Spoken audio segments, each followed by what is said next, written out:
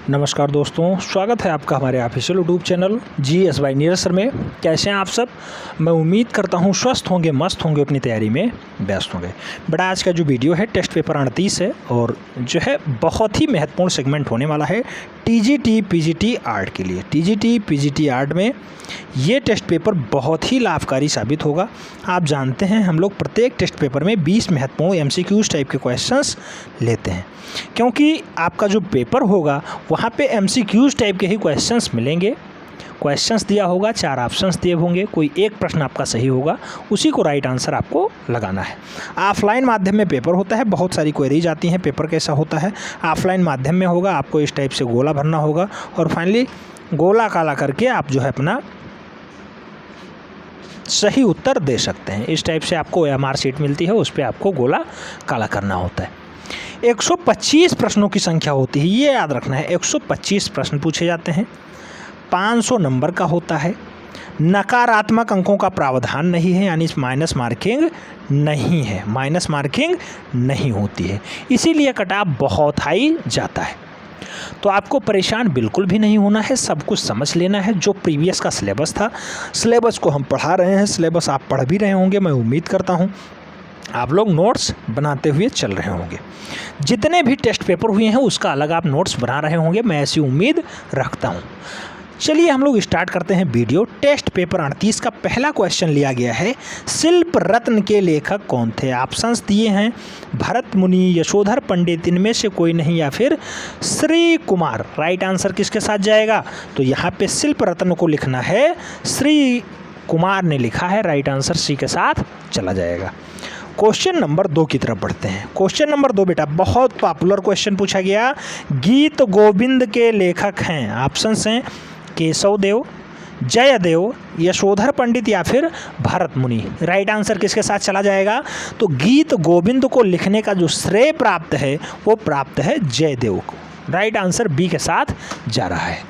Next question number 3 की बात करते हैं। क्वेश्चन नंबर 3 पुनः बेटा जो है पुस्तक लेखक से संबंधित पूछा गया, बहुत ही पॉपुलर क्वेश्चन है और नोबेल पुरस्कार भी इन्हें मिल चुका है। 1913 में नोबेल पुरस्कार से नवाजे जाते हैं। बात करेंगे क्वेश्चंस की, तो गीतांजलि के रचयिता हैं, ऑप्शंस हैं दिनकर, राजेंद्र नाथ, रविंद्रनाथ टैगोर या फिर कैलाश बाजपेयी। राइट आंसर किसके साथ जाएगा? तो यहाँ पे रविंद्रनाथ टैगोर राइट आंसर बन जाएंगे, B is the right answer. Next question number 4 की बात करते हैं। 4 में पूछा गया है रसमाला किसने लिखी है? तो रसमाला पुस्तक को किसने लिखा बेटा? ऑप्शंस हैं सोमेश्वर, सर्वेश्वर, कुमार स्वामी या फिर वात्स्यायन। तो रासमाला को लिखने का श्रेय किसके पास है बेटा? राइट आंसर किसके साथ चला जाएगा? तो यहाँ पे सोमेश्वर राइट आंसर बनेंगे, A is the right answer हो जाएगा। और इस टाइप से चौथे क्वेश्चंस का पहला राइट आंसर हो जा रहा है। क्वेश्चन नंबर 5 की बात करते हैं, बहुत महत्वपूर्ण क्वेश्चन है। 5 नंबर क्वेश्चन पूछा गया, बूंदी चित्रकला के बारे में सही कथन का चयन करें। यानी बूंदी चित्रकला किस लिए फेमस है या किसके स्वरूप के लिए फेमस है? ऑप्शंस हैं बंगाल परिदृश्य के रूप में, राजस्थानी संस्कृति के रंग के रूप में, अजंता के चित्रकला के समान या फिर प्राकृतिक परिदृश्य में। तो मूल रूप से बूंदी चित्रकला किस लिए फेमस होती है बेटा? तो राजस्थानी संस्कृति के रंगों को बिखेरने का काम जो है बूंदी चित्रकला करती है। राइट आंसर जो है बी हो जा रहा है। नेक्स्ट क्वेश्चन नंबर 6 की बात करते हैं। क्वेश्चन नंबर 6 बहुत पॉपुलर क्वेश्चन पूछा गया बेटा, राजा उम्मेद सिंह ने किस चित्र शैली को मौलिकता प्रदान की थी? तो राजा उम्मेद सिंह कौन सी शैली को बढ़ावा देते हैं?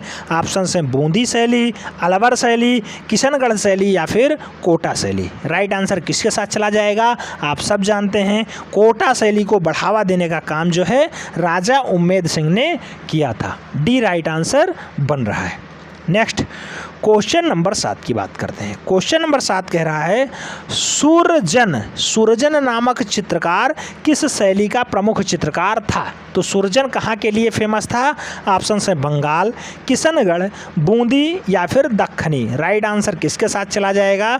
तो सूरजन का जो संबंध है वो बूंदी शैली से है। राइट आंसर जो है बी के साथ बन रहा है। मैं उम्मीद करता हूँ आप लोग जो है इसे नोट डाउन करते हुए आगे चल रहे होंगे। नोट डाउन अवश्य करना है बेटा, क्योंकि प्रत्येक क्वेश्चन बहुत ही महत्वपूर्ण है, किसी ना किसी वनडे एंट्रेंस में पूछे गए हैं और कहीं ना कहीं ये टीजीटी आर्ट से भी कोरिलेट है, टीजीटी आर्ट में भी पूछे जा चुके क्वेश्चंस हैं, इसलिए हल्के में नहीं लेना है, नोट डाउन अवश्य कर लेना है। क्वेश्चन नंबर 8 की तरफ बढ़ते हैं। क्वेश्चन नंबर 8 कहा गया 12 मासा के चित्र किससे संबंधित हैं? तो 12 मासा के जो चित्र हैं मूल रूप से इनका संबंध किससे है? बंगाल, संगीत, ऋतु या फिर पशु पक्षी। राइट आंसर किसके साथ जाएगा? तो 12 मास का जो संबंध है वो ऋतुओं से संबंधित है। राइट आंसर जो है बी बन रहा है। क्वेश्चन नंबर 9 की बात करते हैं। क्वेश्चन नंबर 9 कहा गया राजपूत शैली किसका सम्मिलित नाम है? ऑप्शंस हैं राजस्थानी मुगल, अपभ्रंश किशनगढ़, जयपुरी ईरानी या फिर राजस्थानी पहाड़ी। तो मूल रूप से राजपूत शैली जो है वो पहाड़ी शैली और राजस्थानी शैली का जब मिश्रण होता है तब राजपूत शैली का जन्म होता है। राइट आंसर सी के साथ जा रहा है।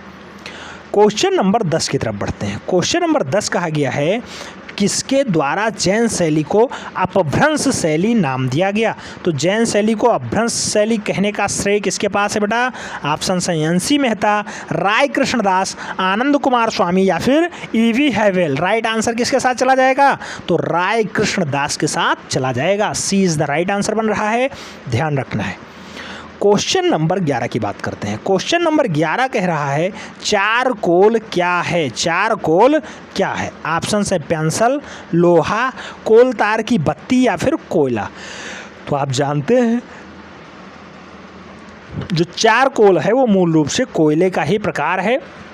पेट्रोलियम का सबसे खराब वाला हिस्सा जो होता है, सबसे काला वाला हिस्सा, सबसे अवशिष्ट पदार्थ जो सबसे लास्ट में निकलता है वही चारकोल होता है। उसे कोयले का ही रूप दिया जाता है, जिससे आप देखते होंगे डामर की सड़क निर्माण में होता है। तो चारकोल मूल रूप से कोयले का एक रूप है। राइट आंसर सी के साथ जा रहा है। कई जगह जलाने में काम किया जा रहा है और कई जगह जो है इस टाइप से इसे यूज किया जा रहा है। क्वेश्चन नंबर 12 की बात करते हैं। 12 में पूछा गया जापानी कला इकेबाना क्या है? तो बेटा इकेबाना का संबंध किससे है? चित्र, पुष्प संयोजन, मार्शल आर्ट या फिर गृह सज्जा। राइट आंसर किसके साथ चला जाएगा? तो पुष्प संयोजन के साथ चला जाएगा। बी राइट आंसर बन रहा है। अच्छा, बहुत से लोग मैसेज करते हैं सर वीडियो साफ़ नहीं दिखती है। तो बेटा वीडियो यहाँ से सब कुछ सही है, यहाँ सेटिंग सब कुछ सही है, वीडियो साफ़ दिखेगा। वो आपके नेट की स्पीड की वजह से हो रहा है ऐसा, जो है आपका रेजोल्यूशन थोड़ा सा डाउन होगा, उसे थोड़ा सा आप बढ़ा लीजिएगा, 240 या फिर 360 पे देखिएगा, बहुत अच्छा फिगर दिखाई देगा, बहुत अच्छी वीडियो क्वालिटी रहेगी। क्वेश्चन नंबर 13 की बात करते हैं। विज्ञापन का पितामह किसे कहा जाता है? मोनेटाइजेशन का जो है फादर किसे कहा जाता है? तो विज्ञापन का पितामह किसे कहते हैं? ऑप्शन हैं प्रहलाद कक्कड़, डेविड ओगिलवी, प्रसून जोशी या फिर अलेक्जेंडर रमेल। तो डेविड ओगिलवी राइट आंसर बन रहे हैं। इन्हें ही विज्ञापन का पितामह कहा जाता है, ऐसी ख्याति इन्हें प्राप्त है। क्वेश्चन नंबर 14 की बात करते हैं। 14 में कहा गया लखनऊ का चित्र किसने बनाया है? ऑप्शंस दिए हैं S.H. रजा, मदन लाल नागर, M.F. हुसैन या फिर पारितोष सेन। राइट आंसर किसके साथ जाएगा? तो लखनऊ का चित्र बनाने का जो श्रेय है प्रोफेसर मदन लाल नागर के पास है। राइट आंसर जो है बी बन रहा है। ललित कला एकेडमी और मूल रूप से जो है भारत खंडे यूनिवर्सिटी लखनऊ से क्वेश्चंस कई बार पूछे गए हैं, उसको भी अपडेट बीच बीच में आपको मिलता रहेगा। मदन लाल नागर का संबंध लखनऊ चित्र बनाने से है। राइट आंसर बी के साथ जा रहा है। क्वेश्चन नंबर 15 की बात करते हैं। पूछा गया है कौन सा मुगल सम्राट चित्रकला को सबसे अच्छा समझता था? ऑप्शन से हुमायूं, शाहजहां, अकबर, जहांगीर। अभी हमने आज ही पढ़ा है वह शासक था जहांगीर, जिसको इतनी समझ थी कि अगर 4-5 चित्रकार मिल करके किसी का चित्र बनाए, जिसमें मुंह कोई दूसरा बनाए, हाथ कोई दूसरा बनाए, पैर कोई दूसरा बनाए, भौं कोई दूसरा बनाए, नाक कोई दूसरा बनाए, तो हुमायूं को दिखाने के बाद हुमायूं ये बता देता था नाक किस कलाकार ने बनाया, मुंह किसने बनाया, हाथ किसने बनाया, होठ किसने बनाया, नाक किसने बनाया, सब कुछ डिटेल में बता देता था। ऐसा जो है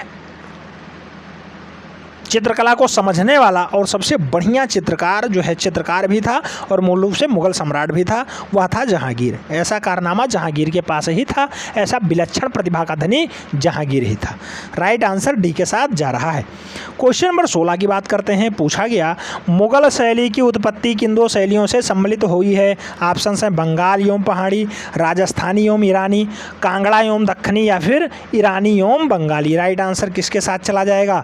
तो मुगल शैली की उत्पत्ति किन दो शैलियों के सम्मिश्रण से हुई है? मूल रूप से राजस्थानी प्लस फारसी अगर मिला दिया जाए तो मूल रूप से कैसी शैली बनती है? मुगल शैली बन जाती है। तो राजस्थानी या फारसी कहें या पारसियन कहें या फिर ईरानी कहें, तो राजस्थानी प्लस ईरानी इक्वल टू मुगल शैली। राइट आंसर बनेगा सी। क्वेश्चन नंबर 17 की बात करते हैं। अबुल हसन के पिताजी का नाम बताना है बेटा। अबुल हसन के पिताजी का नाम क्या है? ऑप्शन है बसामन, मनोहर, अकारिजा या फिर मंसूर। राइट आंसर किसके साथ चला जाएगा? तो अबुल हसन के पिता का नाम अकारिजा ही है। बी राइट आंसर बन रहा है। हमने पढ़ाया है, बताया है, अगर आपने क्लास की होगी राइट आंसर आपका सही जा रहा होगा। क्वेश्चन नंबर 18 की बात करते हैं। 18 में कहा गया है चौर पंचाशिका का चित्रण किस शैली में हुआ है? तो चौर पंचाशिका का जो चित्रण मूल रूप से किस शैली में हुआ? ऑप्शन है राजस्थानी, पाल, जैन या फिर तंजौर। राइट आंसर किसके साथ बन जाएगा? तो राजस्थानी शैली में मूल रूप से चौर पंचाशिका का चित्रण होता है। 11वीं शताब्दी में चौर पंचाशिका लिखी जाती है। लेखक विल्हण है, विल्हण। ठीक है, राइट आंसर फर्स्ट के साथ जा रहा है। सेकंड लास्ट क्वेश्चन कह रहा है बाघ गुफाएं किस जनपद में हैं? ऑप्शंस हैं दामोह जनपद, रीवा जनपद, धार जनपद या फिर रतलाम जनपद। राइट आंसर किसके साथ चला जाएगा? मध्य प्रदेश में स्थित है बाघ गुफाएं। 9 गुफाएं पाई जाती हैं कुल मिला के, धार जनपद में स्थित है। राइट आंसर डी बन रहा है। लास्ट क्वेश्चन की बात करेंगे। मिर्ज़ापुर की गुफाओं में सर्वाधिक चित्र इस विषय पर हैं। तो मिर्ज़ापुर की गुफाओं में मैक्सिमम चित्र किस विषय पर हैं बेटा? ऑप्शन है आमोद प्रमोद, आखेट, पारिवारिक या फिर नृत्य। तो मिर्ज़ापुर उत्तर प्रदेश वाला हिस्सा होता है। सबसे ज़्यादा जो चित्रण देखने को मिलता है वो आखेट पे मिलता है। राइट आंसर बी बन रहा है। अच्छा, कितने क्वेश्चंस आपके यहाँ पे सही गए हैं ईमानदारी के साथ आपको ज़रूर बताना है। मैं उम्मीद करता हूँ कि आप लोग ऐसे ही टेस्ट दे रहे होंगे, आराम से ऊपर टेस्ट नंबर लिखते होंगे, इधर टेस्ट का क्रमांक 1 2 3 4 5 6 ऐसे लिखते होंगे। यहाँ पे अपना आप आंसर दे रहे होंगे ABCD, और यहाँ पे जो मैं बता रहा हूँ उसे नोट डाउन कर रहे होंगे। फिर अपना स्वमूल्यांकन करते हैं, ये सही गया, ये गलत गया, ये सही हो गया, ये सही हो गया, ये सही हो गया। इस टाइप से अपना स्वमूल्यांकन करके अपना रिजल्ट निर्धारित करते होंगे। तो मैं उम्मीद करता हूँ आप लोग ये टेक्निक ज़रूर फॉलो कर रहे होंगे। मिलते हैं नेक्स्ट राउंड में, तब तक के लिए जय हिंद।